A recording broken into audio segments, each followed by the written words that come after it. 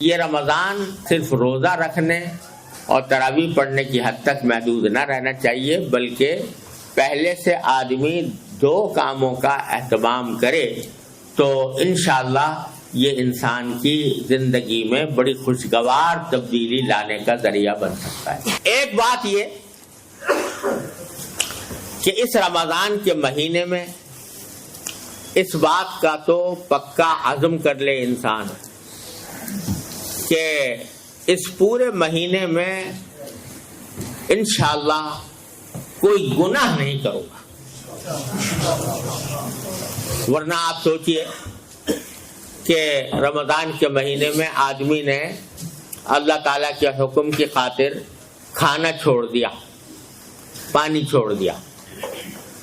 کھانا حلال تھا کہ حرام تھا؟ حلال تھا، مگر حلال کو بھی چھوڑ دیا۔ پانی پینا حلال تھا کہ حرام تھا؟ حلال تھا، مگر اللہ کے لیے چھوڑ دیا۔ جو چیزیں پہلے ہی سے حرام ہیں، جو روزے میں یا غیر روزے میں دونوں میں حرام ہیں، اگر وہ نہ چھوڑی تو پھر وہ روزہ کس کام کیسا ہوا؟ مثلا جھوٹ بولنا حرام تھا، جھوٹ بولنا روزے میں نہ چھوڑا۔ غیبت کرنا حرام تھا، غیبت کرنا روزے میں نہ چھوڑا۔ کسی کے اوپر نامحرم پر لذت لینے کی نگاہ غرض سے نگاہ ڈالنا حرام تھا، وہ نہ چھوڑا۔ کسی کو لڑائی کرنا، جھگڑا کرنا، دوسرے کو تکلیف پہنچانا عام حالات میں بھی حرام تھا، وہ نہ چھوڑا۔ تو بھائی جو حلال چیزیں تھیں وہ تو چھوڑ دی رمضان میں، لیکن جو پہلے ہی سے حرام تھی وہ نہ چھوڑی، تو یہ کیسا روزہ ہوا؟ اس سے تقویٰ کیسے حاصل ہوگا؟ تو تقویٰ اس وقت حاصل ہوگا جبکہ حلال چیزیں تو چھوڑی ہیں، حرام چیزیں بھی چھوڑو۔ اس بات کا عزم کرو کہ کم از کم اس رمضان کے مہینے میں آنکھ غلط جگہ نہیں جائے گی، زبان کوئی غلط بات نہیں بولے گی، کان کوئی غلط بات نہیں سنیں گے، اور منہ میں کوئی حرام لقمہ نہیں جائے گا۔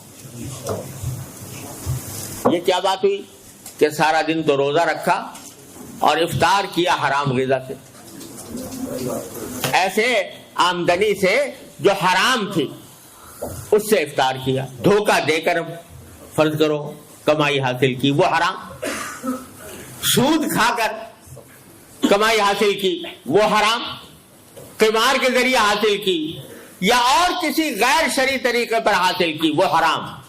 تو روزہ تو رکھا سارا دن اور افطار کیا حرام سے، تو وہ کیسا روزہ ہوا؟ اس سے کیسے تقویٰ پیدا ہوگا؟ لہذا اس بات کا اہتمام کرو کہ اللہ تعالی ہم سب کو اس کے اپنے فضل و کرم سے توفیق عطا فرمائے۔ رمضان کا مہینہ اس طرح گزرے گا کہ کوئی گناہ نہیں ہوگا،